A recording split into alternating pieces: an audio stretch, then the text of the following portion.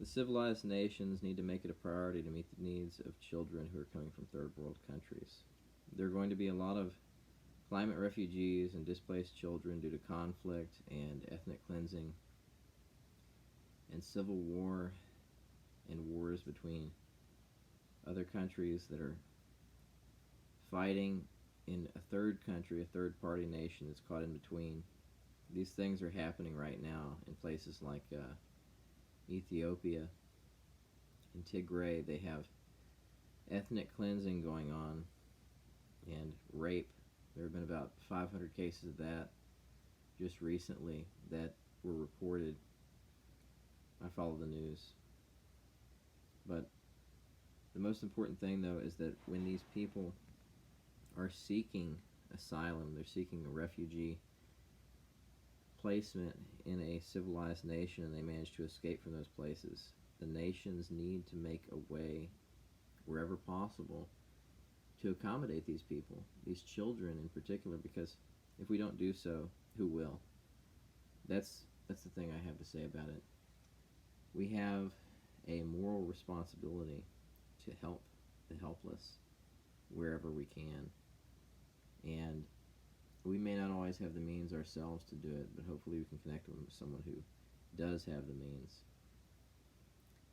That's why every day I send letters and I write to people about these issues to try to raise awareness for them and connect the resources, the appropriate either nonprofits or government entities with the issues, and let them know this is going on, because there are so many people out there who are in need, and that number is only going to grow.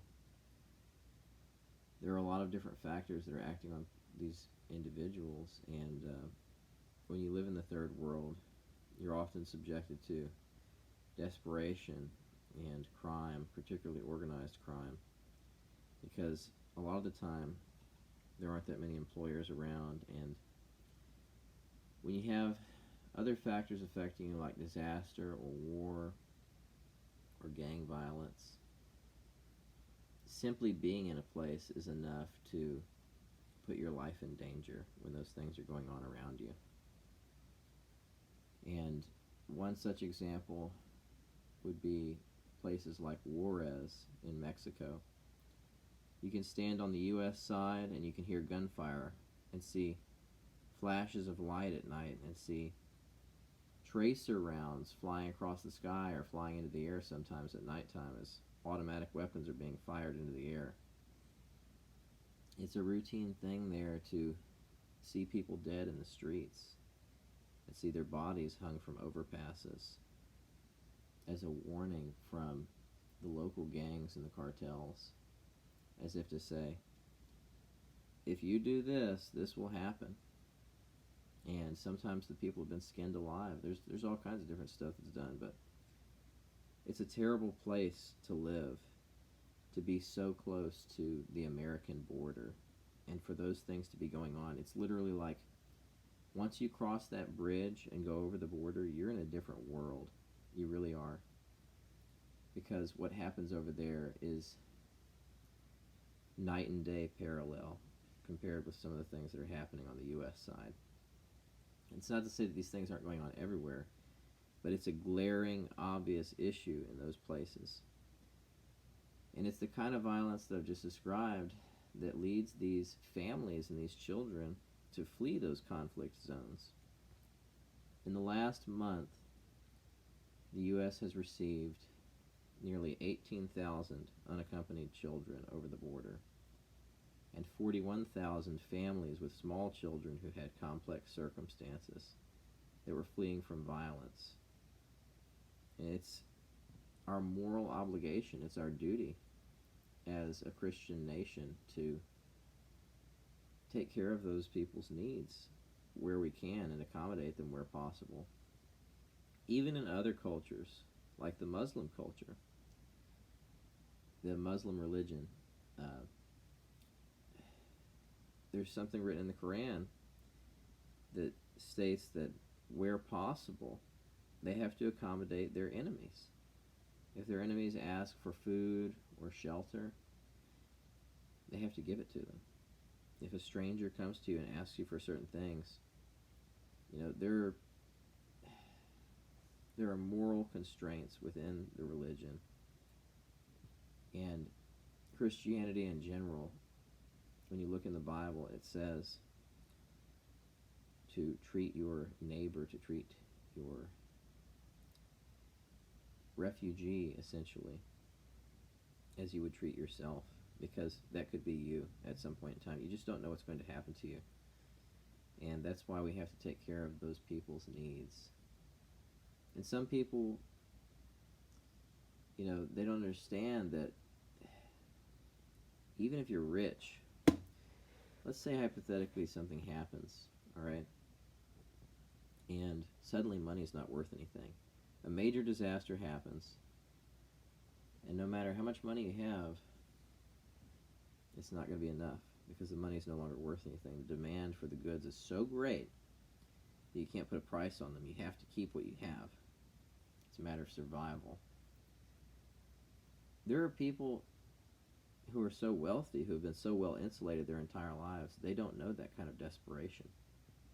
They've never been in that situation.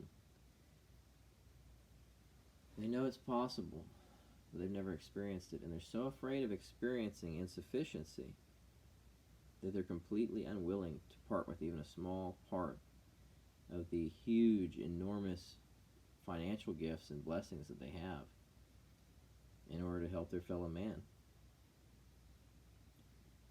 Even if the people that are seeking the help are children. That's the tragic part, that there are people who are so greedy, they're so concerned about holding on to the wealth that they have, that once they come into all that success, which is God-given, it's a gift, a blessing, they don't realize that they have a responsibility to the other people. You have to return some of that, not strictly simply through the church, through like tithing and things like that, but through charitable giving. That's what you call it, charitable giving. Donations, food, clothing, essentials that people need. Helping the widows, helping the orphans. The need that is out there is so great right now. And it's up to individuals, even those who have very little, where possible, to give what they're able to give. And so I've made it a point anytime that I give anything away. I don't keep track of the cost. The majority of the time I've never done that. I've never kept receipts. I've never filed a gift receipt with my taxes as far as I can remember. And I'm giving away a lot. I had a fully furnished home at one point, and my life changed so much. But people really don't need as much as they think in order to live. And that's the thing. People are so concerned with having that they stop being. And we need to be more to our fellow man. We need to be more to each other than just, a dollar sign or our net worth. These individuals who are coming in that need help are coming here because if they stay, where they're coming from, they'll die. They'll starve to death, they'll be raped, they'll be sold into human trafficking, they'll be murdered. Heck, they might even be sold for their organs. The black market for organs is global, and that continues to be something that's going on out there, whether we hear about it or not. You hear about people down in South America waking up in a bathtub full of ice with a note that says, "You have this much time to live. These are the organs we've taken." That's the kind of stuff that's going on down there. And this is the reason why people are selling everything that they have in order to get their kids out. Because it's extremely dangerous in that place. Those places down there, They don't care about the children. They'll take kids into slavery and they'll sell them in a brothel. And they'll make a fortune doing it. While the kids, they're just, like, man, I just need the next meal so I can eat or a place to stay. I need somebody to keep me safe. That's what they're concerned about, especially if you become an orphan. You become an orphan down there, there are some places, in one case I was watching a documentary about the Maras. I don't know if anyone that's watching this video is familiar with the Maras, but these are organized gangs in certain parts of South America, and they have protection rackets, they have extortion rackets where if you don't pay up, they'll show up at your shop, and they have police down there, but the police are so deeply underfunded that if you don't pay, they'll just find your body laid out in front of the shop or something. I know it's terrible to even think about something like that happening, but this is what's happening to people. This is why people are trying to get their kids out, why they are trying to leave, and why they're trying to bring their families out of those places, because these are lawless countries that we're talking about, where the politicians have been bought off by drug lords. And just the other day I was reading a thing in the news about how 13 policemen in a convoy were traveling, and they were surrounded by a group of very heavily armed criminals. And every single member of that convoy, all the policemen, were shot to death with heavy weapons, automatic rifles. I mean, it was graphic. It was really bad. That's what the people are fleeing from. So, anytime you wonder what's going on down there in South America, why people are leaving, this is the reason why. The people are being murdered in large numbers, and their bodies are often not even buried. They're just left in the street for days for everybody to see. The gangs fear no one.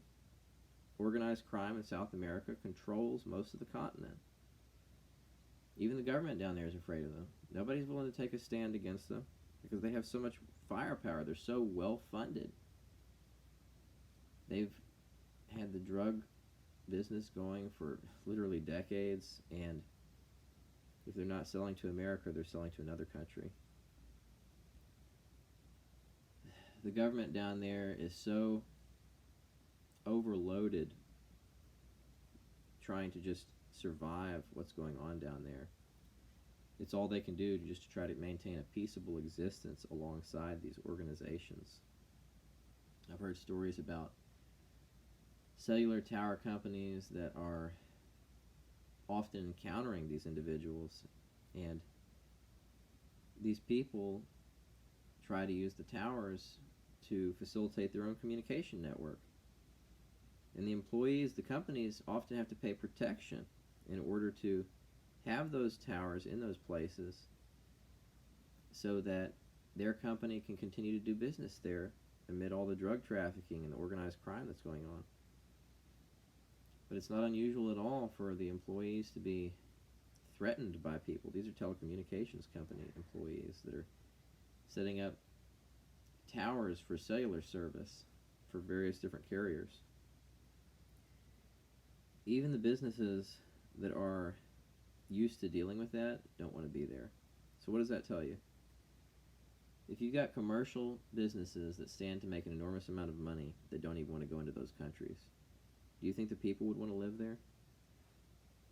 These are just some of the issues that I've read on and I've been studying as it concerns South America in particular. I'm not saying that it's all bad. There are parts of South America that are probably really nice. They're safe places. But try not to criticize or judge the people that are coming from there too harshly, because while there is a lot of crime going on, if somebody comes to you down there in that place, and it's just a choice between doing what some criminal organization tells you to do or dying, what do you think you're going to choose? These are people who are children and teenagers that are often forced into these situations. And so many of them are being buried. When I watched the documentary on the Maras, there was this endless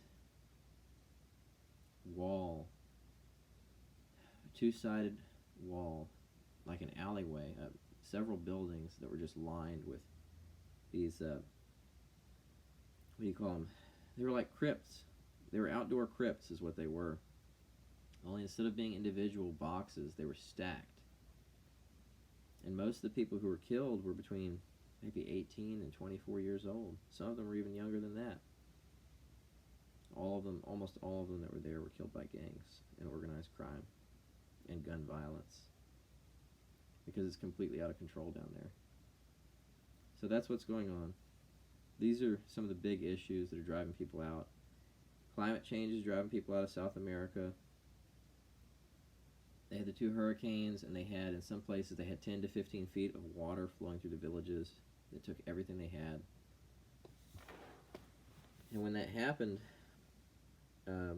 they had, their wells were contaminated, all their agriculture was swept away, all the material possessions these people had worked for years were suddenly gone, and they lost everything that they had.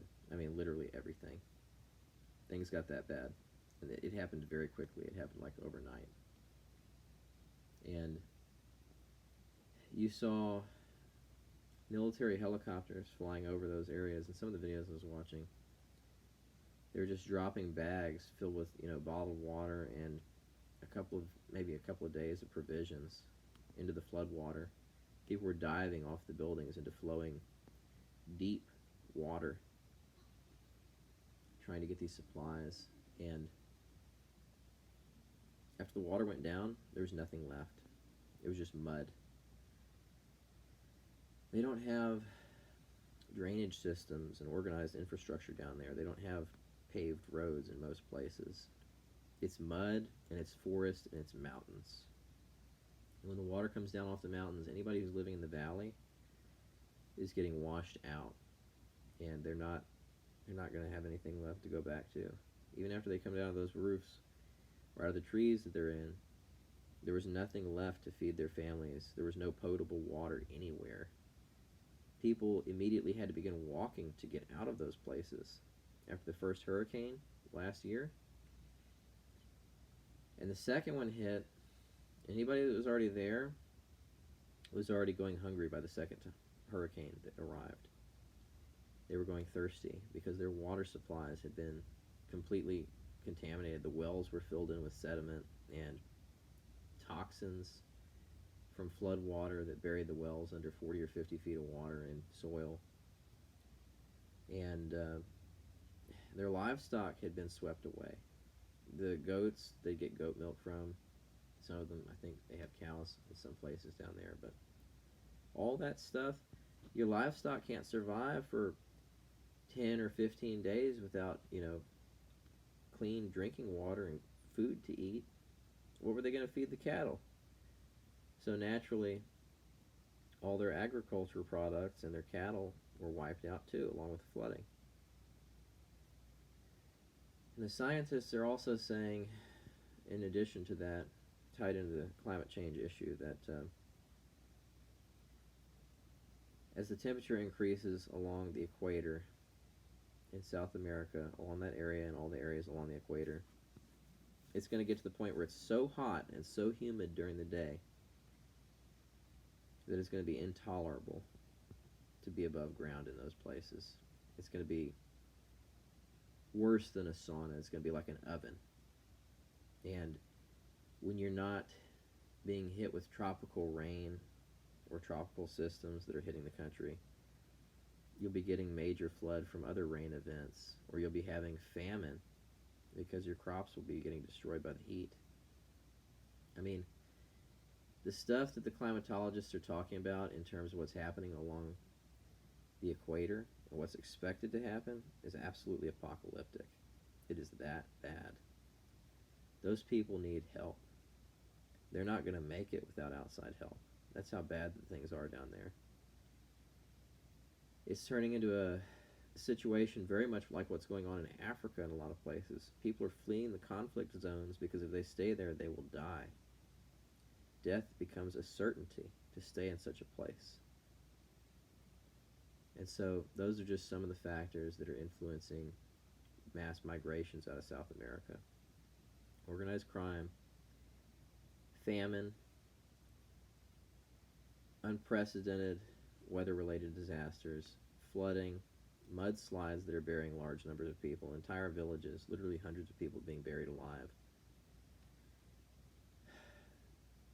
There's no safety. It's not a safe place for them to stay anymore.